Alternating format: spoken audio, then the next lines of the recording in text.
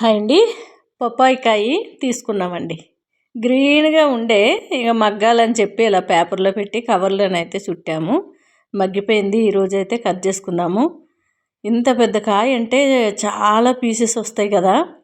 నాకైతే ఇలా పెద్ద పెద్దవి ఏవైనా కాయలు కానీ, ఏవైనా ఫ్రూట్సు, పళ్ళు ఇవి తెచ్చేటప్పుడు మనకి చాలామంది ఉంటే మనిషికో పీస్ కూడా రాదు. మా ఫ్యామిలీనే గుర్తొస్తుంది నాకు. మా హస్బెండ్ వాళ్ళ ఫ్యామిలీ. మాదంటే పెద్ద ఫ్యామిలీ ఏం కాదు కానీ మా హస్బెండ్ వాళ్ళదే పెద్ద ఫ్యామిలీ. 5గురు అన్నదమ్ములు. వాళ్ళకి పండగలు కానీ ఇలాంటి పళ్ళు కానీ తెచ్చేటప్పుడు మనిషికి ఒక పీస్ కూడా రాకపోతుండే. మా తోటికోడళ్ళు 5గురు అబ్బాయిలే కదా మా అత్తకి. నేనే పెద్ద కోడల్ని. అయితే నాకు ఊర్లోనే మా అమ్మ నాన్న వాళ్ళది కూడా ఒకటే ఊరు. వాళ్ళది మాది ఒకటే ఊరు. అయితే అందరూ తోటికోడళ్ళు పండగలకు వచ్చి మళ్ళీ వాళ్ళ పుట్టింటికి వెళ్ళేటప్పుడు వెళ్ళొస్తాం అక్క అని చెప్తుంటే మా అమ్మతో నేను గొడవ పడుతుండే. ఎందుకమ్మా నన్ను ఊర్లోనే ఇచ్చారు, వేరే పక్క ఊరు ఇవ్వచ్చు కదా, నేను కూడా పక్క ఊరు వెళ్ళొస్తా అని చెప్పేసి వెళ్ళిపోతుండే కదా అని అనేదాన్ని. సరేలే మీ అత్తల ఇంట్లో అలా చెప్పేసి వచ్చేసే అనేవాళ్ళు.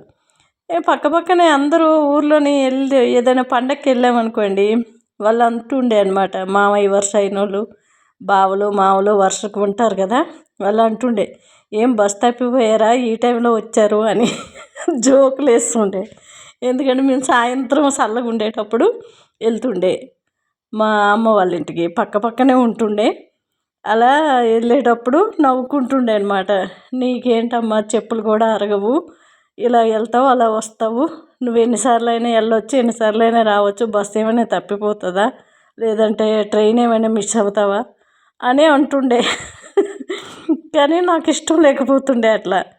నాకు ఏదైనా పక్క ఊర్లో ఇస్తే బాగుండే అనిపిస్తుండే. ఏదైతే మనకు దగ్గర ఉంటుందో అది ఇష్టం ఉండదు, దూరంగా ఉండేది ఇష్టం అనిపిస్తుంది.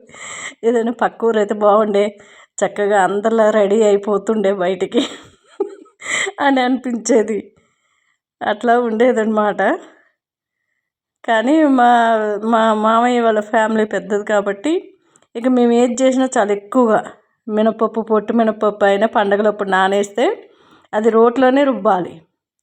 ఇక ఒకరు రుబ్బుతుంటే ఒకరు గారెలు వేస్తుంటే ఇక తినేవాళ్ళు మొత్తం 23 మందిమి. పిల్లలు, ఇక అత్తమాయిలు అందరూ ఇక తింటూ ఉంటే అనిపించేది మనిషికి 4 అయినా వచ్చేటివి. 3-4 కిలోలు నానేస్తే అట్లా. ఇంకా పండగలు అంటే ఇక మామూలుగా ఉండేది కదా, చాలా హడావిడి సరదాగా ఉండే.